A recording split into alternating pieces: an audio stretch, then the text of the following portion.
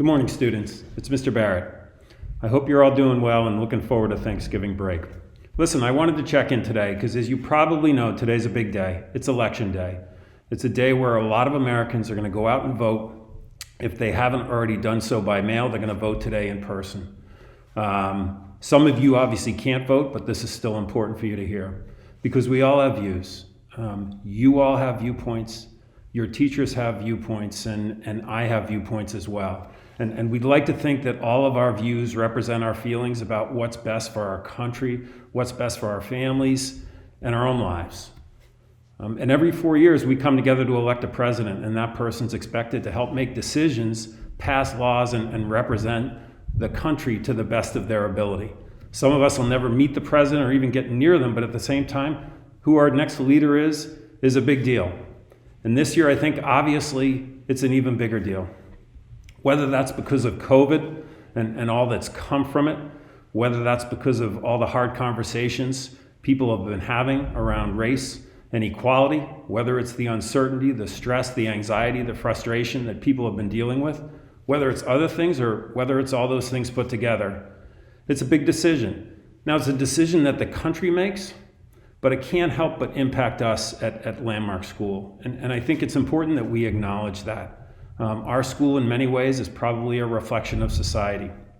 And for some of our people in our community, this election, it's an election. They're interested in it, they're following it, they're curious about it, but it's not something they're yet maybe passionate about for a number of reasons. And some of you, I will all acknowledge, some of you can't vote yet, soon enough, but not right now.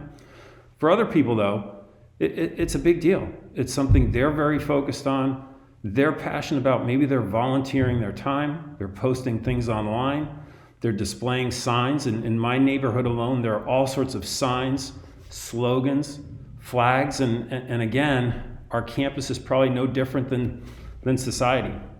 But at the same time, let's think about ourselves here and let's realize that no matter the outcome of the election, it's going to make some people happy and some people will be upset, because we all have very different backgrounds and viewpoints, okay? We really can't control that in terms of what happens in the country. But what can we control?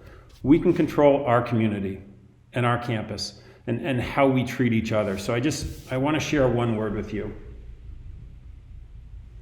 And hopefully you can see it. That word's respect, okay? This has always been a community of respect. It's what attracted me to Landmark School 25 years ago. That it's a safe place where teachers can teach, students can learn, and we appreciate and respect each other despite the fact that we are so different. And this is our chance to lead in that area as a community.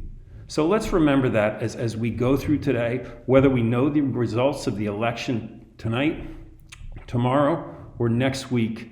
I know that people talk in terms of winners and losers. I think what we're going to see instead is we're going to see that the country has made a decision and we are going to try to move forward. So just let's remember to respect each other in that process. Because if we don't feel safe, it's hard to learn.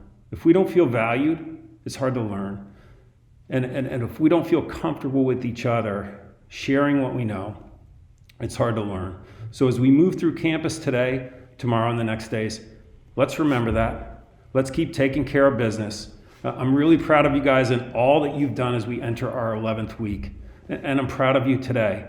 No matter what happens, let's do our best. Let's take care of ourselves and let's take care of each other. Thanks for listening.